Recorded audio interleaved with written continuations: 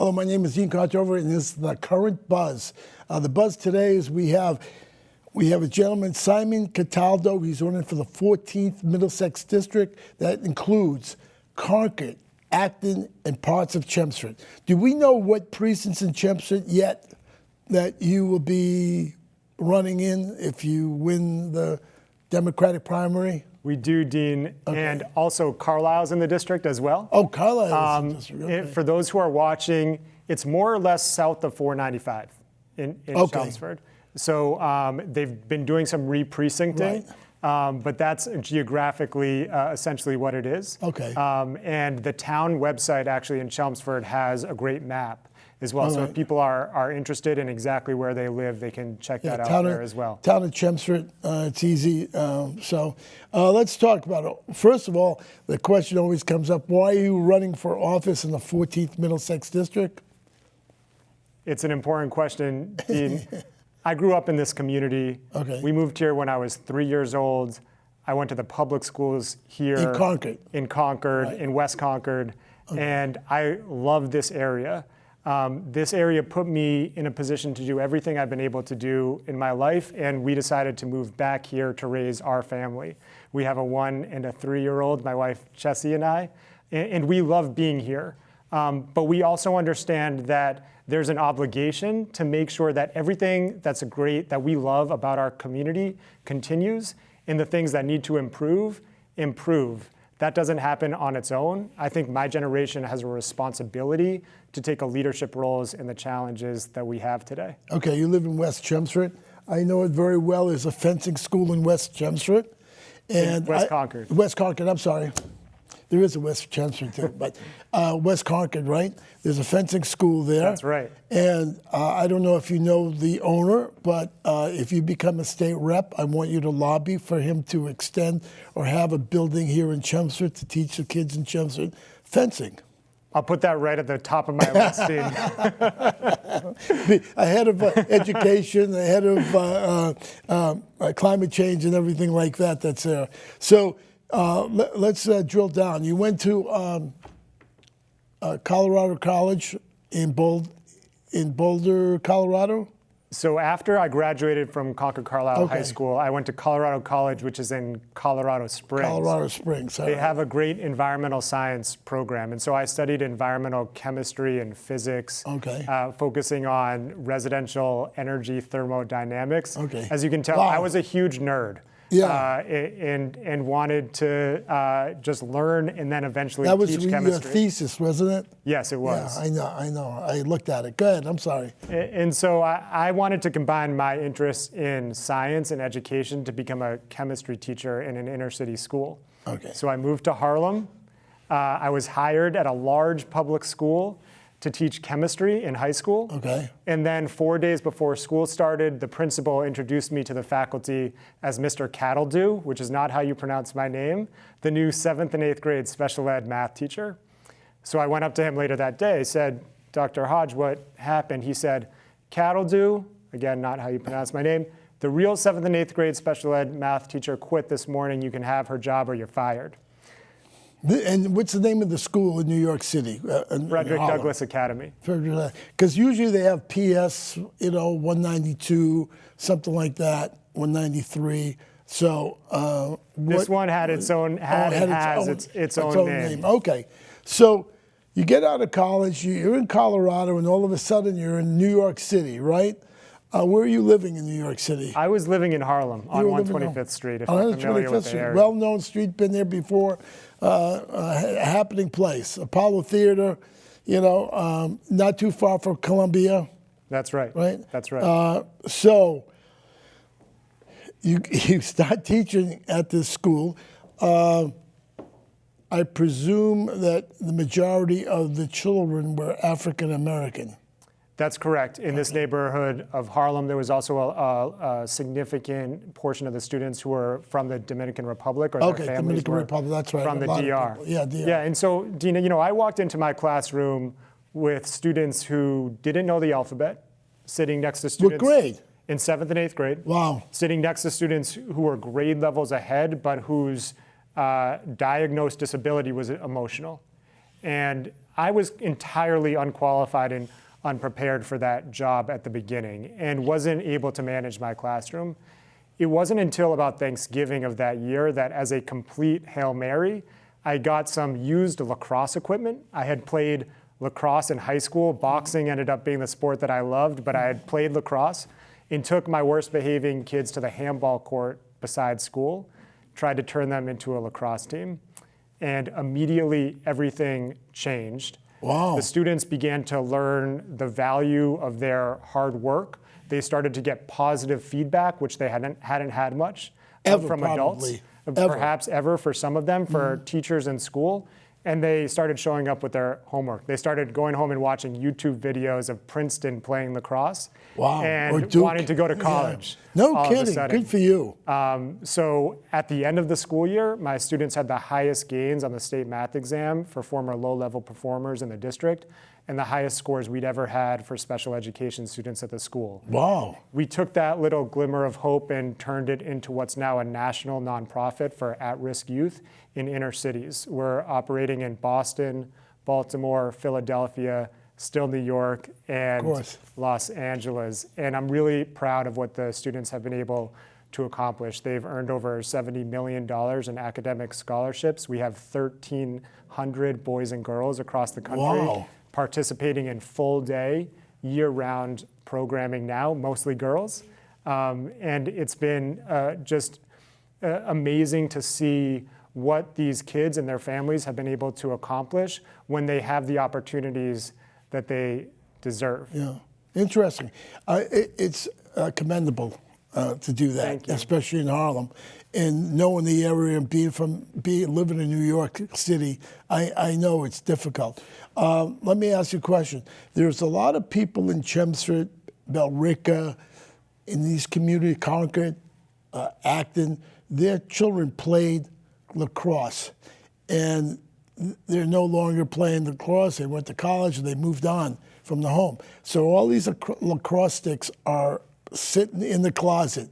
Is there any way that these people can donate lacrosse sticks to Boston? We've had a tremendous outpouring of support, and that's part of what makes me love our community so much. People want to help each other, and we just need all the opportunities we can get to do that. And certainly there's plenty of ways to donate both equipment and otherwise to that organization. And then, Dean, as you know, after I started Harlem Lacrosse, I went to law school and became a federal prosecutor at the U.S. Justice Department, prosecuting public corruption cases. I was going to get to that, but go ahead, pontificate.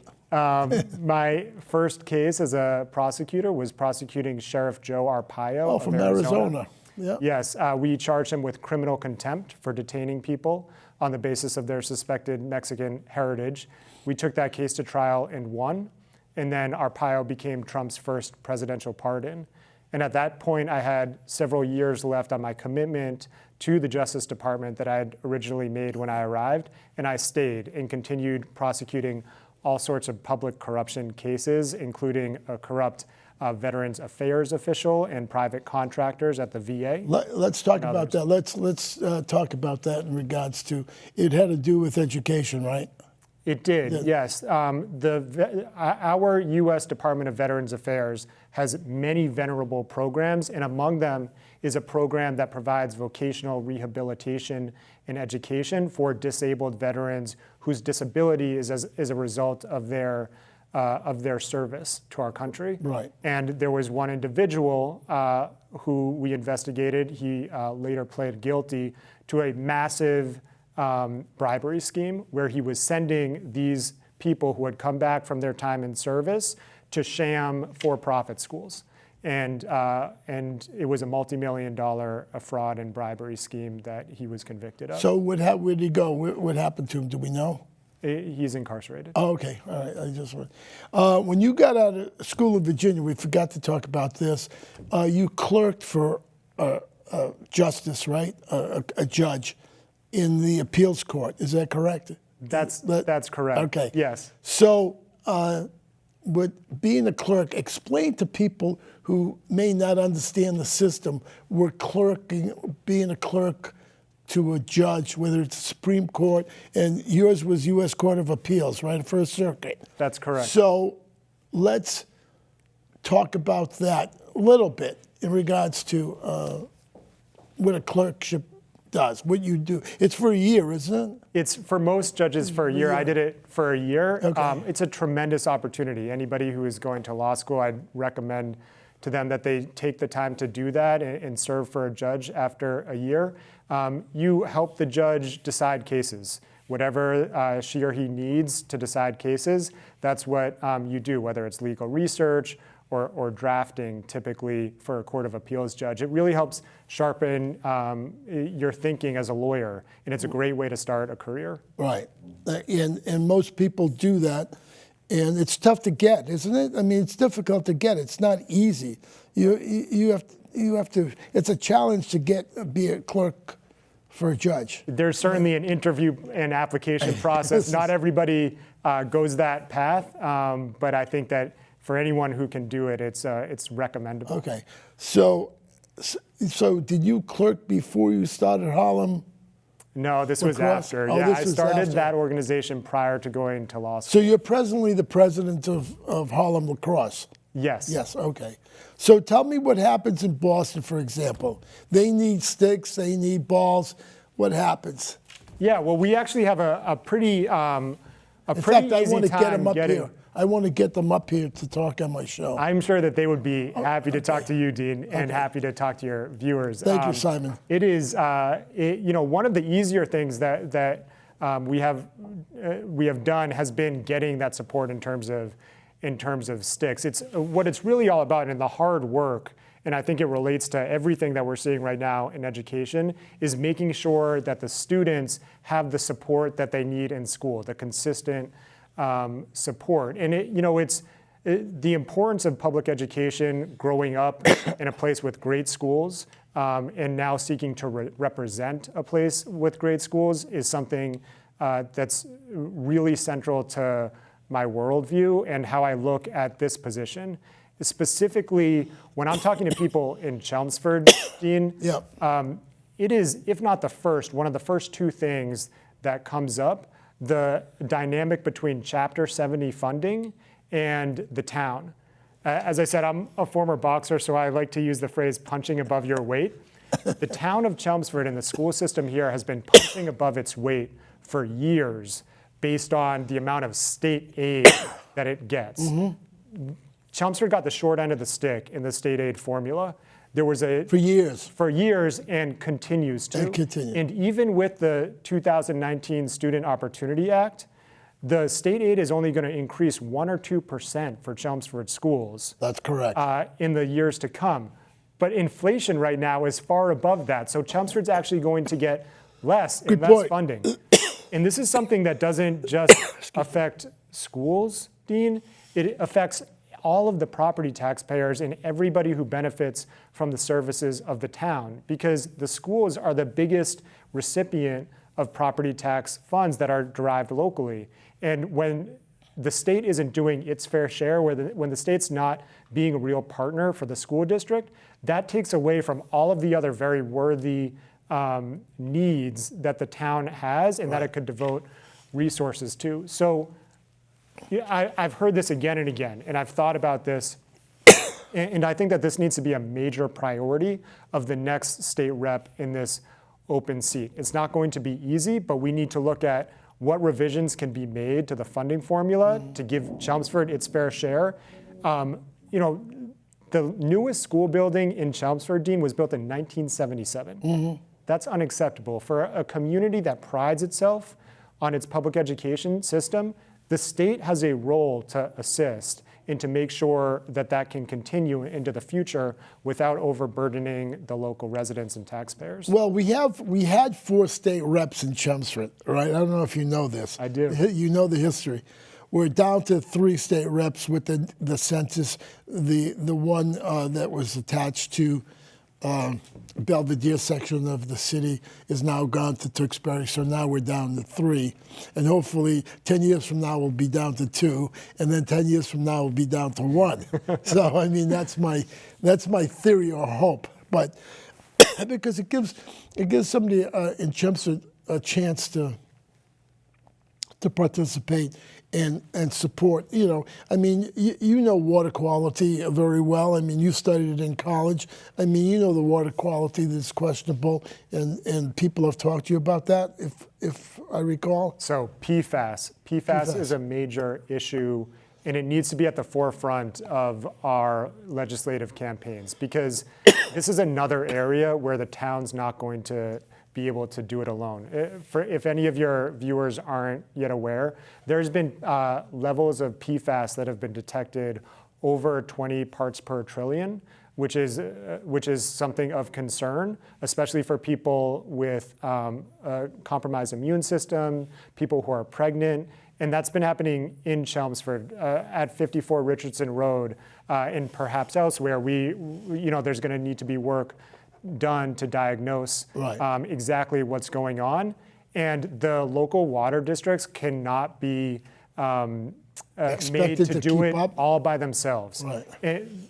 Because we do have 4, I think, in town. The good thing is, Dean, we are just getting $9 billion to Massachusetts for infrastructure projects. Right. So it's going to be the role of the next rep to fiercely advocate for what the town needs in terms of infrastructure. And it's hard to think of something more important than making sure that all of us can safely and confidently drink water out of the tap. But right now, we're talking about people potentially needing to get filtration systems.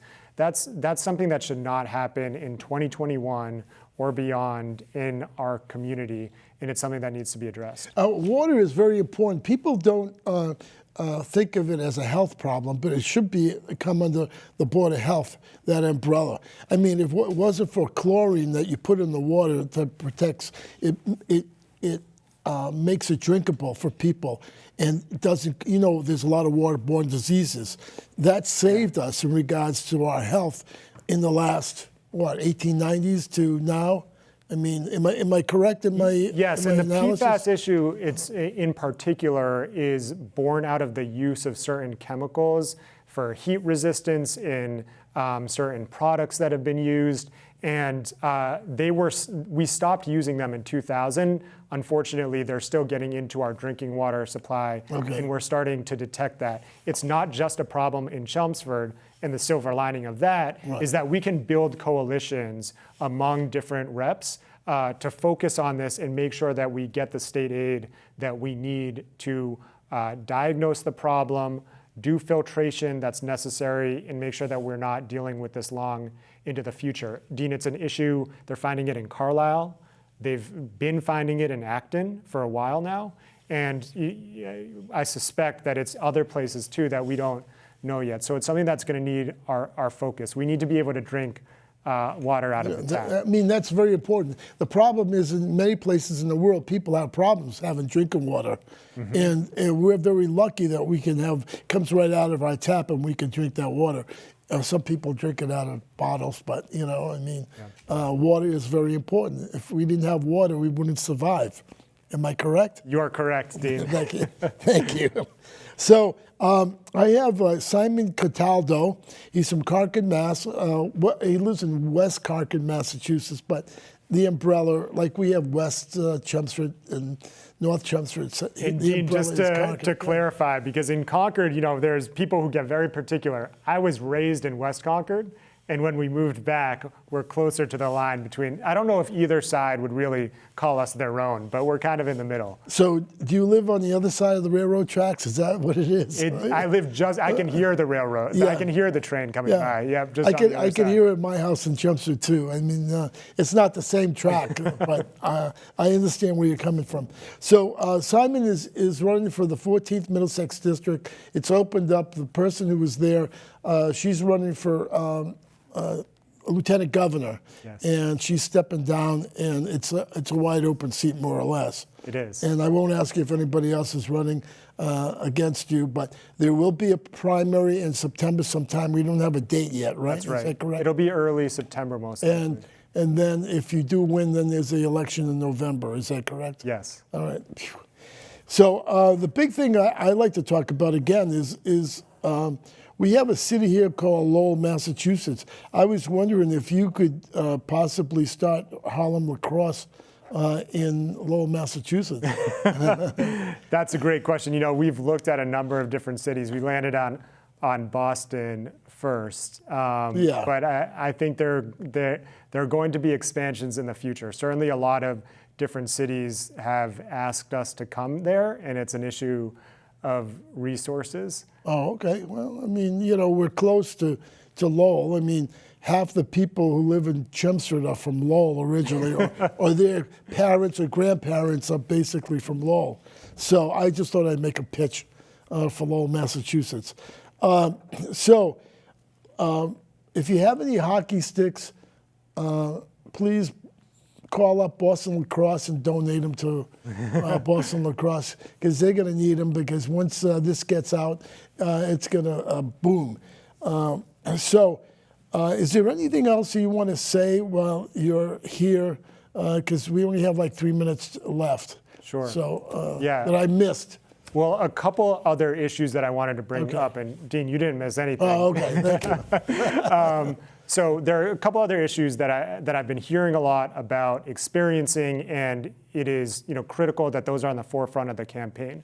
There's a sewer moratorium in Chelmsford right now. It's another area that the next state rep has to really be paying attention to, bringing resources here to keep up with the development that's occurred, because we don't want to have major sewer problems in the town or anywhere in the district. Isn't Chelmsford trying to resolve that and getting money to down the road to set that up? Right. They are. And that came down from the EPA, that they have to resolve that. And there's an issue that they've reached, you mentioned Lowell, they've reached the capacity that the city of Lowell will allow. So that's something that's going to need some attention. They need a new plant, definitely. And then, Dean, we have a mental health crisis all over the district. That's true. Now. It's affecting our veterans, it's affecting our adolescents. It's affecting the police, because they have to deal with it.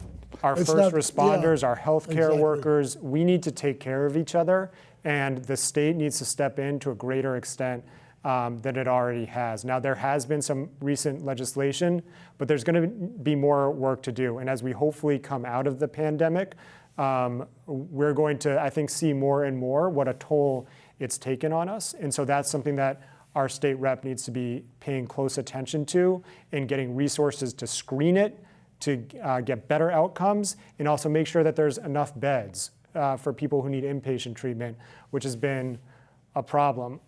Ultimately, Dean, the job that I'm applying for right now, this job of state rep, it belongs to the people. And on our campaign, we want to be listening first, making sure that people feel heard, and just trying to rebuild some trust in government.